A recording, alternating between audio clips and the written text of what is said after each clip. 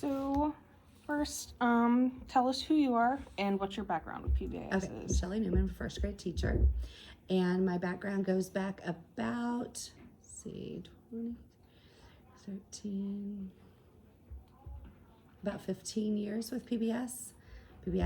Yeah. They change the words, the lingo all the time.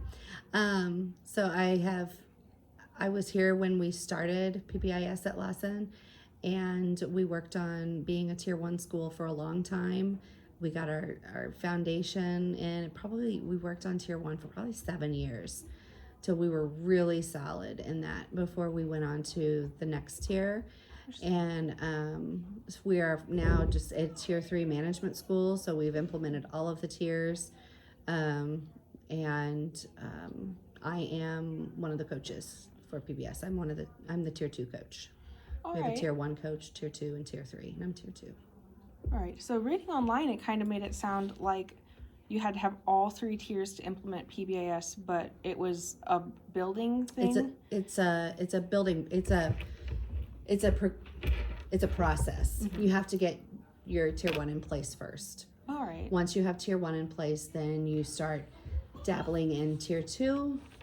We started with, like, for example, we got our tier 1 in place, and then when we started on tier 2, we just learned about one intervention, and then the teachers who went to the training just practiced it on one of their students in their classrooms before we went building wide with it, so we could work out the kinks That makes sense. in that intervention. Yeah, so it's all a building, but now we have 3 interventions. We have tons of facilitators trained in the interventions, but it doesn't happen overnight. Like I said, we were at tier 1 for 7 years, and then we were at tier 2 for about 4 years, and then we added tier 3 interventions after that. So it takes some time to build it in and to do it the right way. It makes sense Yeah. that it would take that much time, which honestly kind of does tie into my next question pretty Sure. well.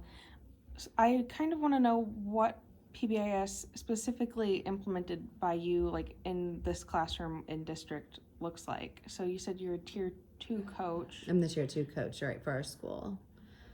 So district wide, you see that, but in here, I'm really interested. Like how I do it in my classroom? Yeah. Okay, so tier 1 things that you would look for in a classroom would be your expectations. So you can see right up here, these are the expectations for all of the kids in all over the school. Everybody has this on their wall. So you can see our expectations are to be safe, respectful, and a learner. Those are the big 3. All of our rules and we don't really call them rules, but that's what they are, fall under those 3 things. So going across our matrix, you can see that in all of our settings, to be safe, you have to keep your hands, feet, and other objects to yourself, and you have to walk. To be respectful, you have to use kind words to teachers and peers, and then to be a learner, you have to follow directions and listen to adults. Those are the expectations in all settings to be safe, respectful, and a learner. And then you can see it's broken down into different areas of the school, but everywhere you go, it's these all settings expectations are all over the school, and everybody has the exact same wording and the exact same matrix, and we developed this as a building, Right. Based on those 3 expectations, for the different areas of the school. Yeah, and it seems like one of the things I've really picked up, a huge part of PBS seems to be don't point out the problem, point out the desired behavior. Yep. So that's where I would say if someone is wiggling around on the floor, I wouldn't tell that person stop wiggling. Instead, if I see Riley sitting there nicely with crisscross applesauce spoons in her bowl, I would say, I noticed Riley is sitting crisscross. And chances are that kid who's wiggling around is going to be like, oh yeah, that's the expectation. And Correct it. and they because of correct that. it without a negative associated with it. So yeah, we're always looking for the positive. In fact, we live by 4 to 1, 4 positives to each corrective. That's what the research says you need to do. So if I do have to correct someone, I need to remember I really have to follow up with that kiddo and make sure that I give them 4. I noticed that you're sitting in your chair. Thank you for doing that sort of thing. And just noticing the different things that they're doing when they are following the expectations. And I need to amp that up a little bit if I have to give a corrective to someone. So That makes sense. So in my classroom, those are the expectations. They're on the wall. Students earn Rory tickets. gosh, they're always everywhere. You know, of course, when I want one, I don't have one. They earn Roar tickets. So if I see someone meeting expectation, I can quietly give them a Roar ticket. They know what this is for, or I might whisper, I noticed you're sitting, thank you. And they get a Roar ticket. Or I'm looking for kids in the hallway. They're following the hallway expectations. They get Roar tickets. So the Roar tickets, then they keep them in a special bag, and then they can spend the Roar tickets on different things. I have a list of things they can choose in my classroom. Over here, I'll show you in a minute. It's by Minnie Mouse, but it's like treasure box, lunch with a friend, treasure box, hold a stuffed animal for the day, show and tell, read to the class, different options for them. And then we also have a monthly Roar store. So every month, the kids in their SEL class, which is social emotional learning, in that class, they get to visit the Roar store, and they can bring their tickets to the Roar store. And those teachers will always send us ahead of time, the week before, everything that's available for purchase at the Roar store. And so we have a slideshow, and we show the kids, oh, this week these are 5 tickets at the Roar store, 10 tickets at the Roar store. So earning those Roar tickets and then spending them as, you know, getting that tangible is fun for a lot of the kids. Enjoy it. So in the classroom, we have the treasure box, we have Roar tickets, we have me noticing the positive things, the kids who are meeting expectations, we have the matrix on the wall. That's all tier 1 stuff that you would see in the classroom. Does that help? Yes. Okay, good. I also have a comfort corner when kids are upset. It's not really PBS per se, but they do have a place that they can go and chill for a minute. And there's a timer over there, and it's like a 3-minute timer. It says comfort corner right now because the R fell off. But that's therapy dog or a service dog.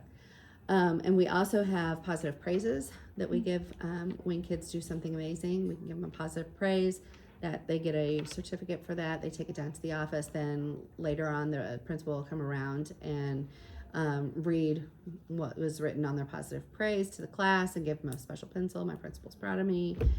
So that's part of PBS tier 1.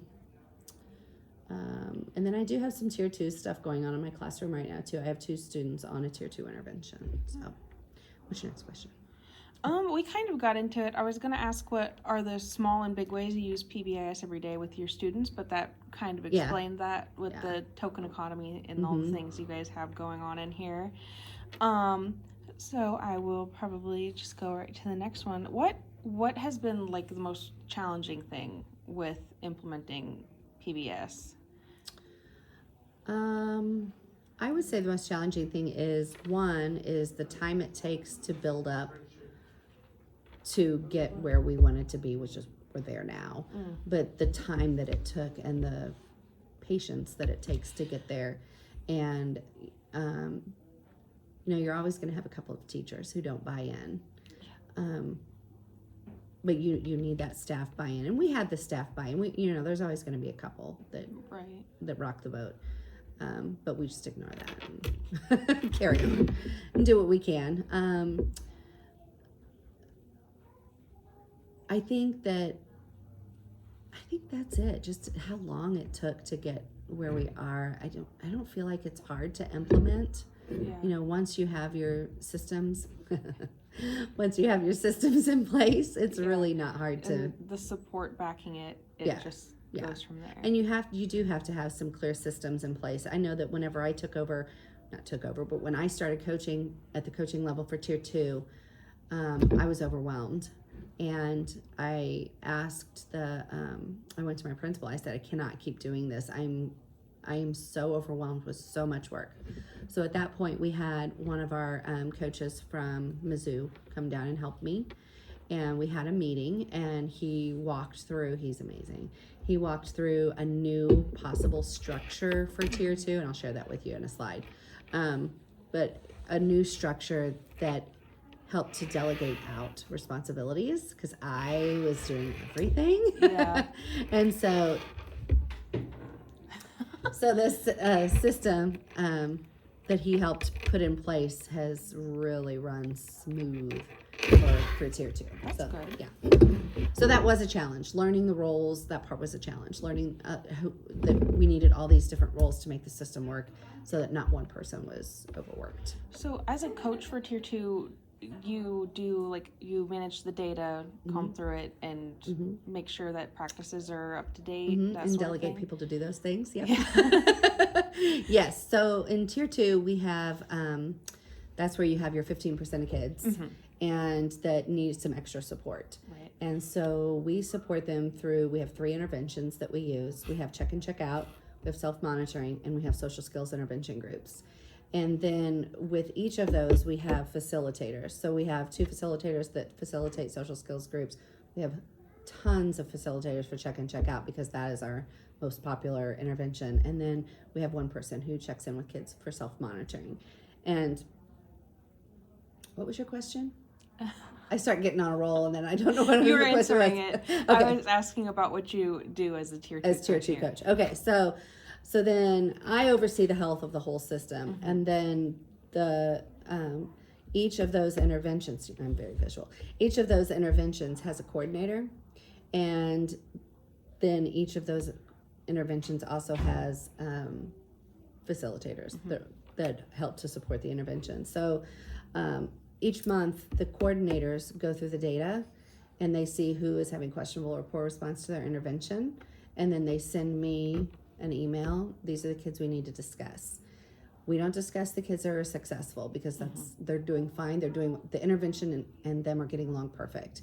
And the intervention is doing what it was designed to do. It's not broken. Don't help- fix it. Right. We don't need to talk about them. We have too much to do in the day to talk about how, in a meeting, we don't need to brainstorm any tricks. So then I get all of the names, and then we have a meeting tomorrow. So I make the agenda, I share it out with all of the people who need to attend, which is the classroom teacher, any facilitators involved with those kids who are having a questionable or poor response.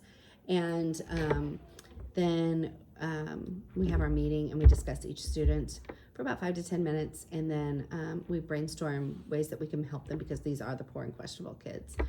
Ways that we can support them, ways that we can make them more successful. We might need to intensify. Maybe they need more board tickets. Maybe they need a work break system implemented along with their PBS intervention. And then we continue to monitor, the data and hopefully get them graduated out. And sometimes it turns into the fact that they need more tier 3 individualized support. So that's what I do. Makes sense. Yeah. All right, I got one last one for you. What would be your advice for a new teacher entering a school district that implements PBS? Is there anything you wish you'd realized earlier about it? Probably there's nothing I'd wished I'd realized earlier because we started it. Yeah. If you're entering a district, what would you just learn their tier 1 because that's in those 7 effective classroom practices. Learn those. Learn how they do their tier 1. Yeah, put 7 effective classroom practices. That's a big one.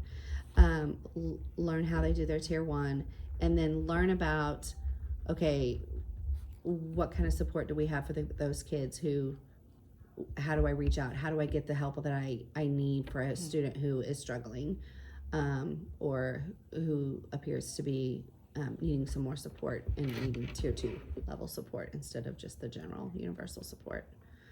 So how do you access those resources? Yeah, the system's there. How do I use it? Mm-hmm. Basically. Yes. Makes a lot of sense. Well, that has Is that all been your really questions? helpful. That is all my Okay, questions. I want to show you something before you leave. All right, and that is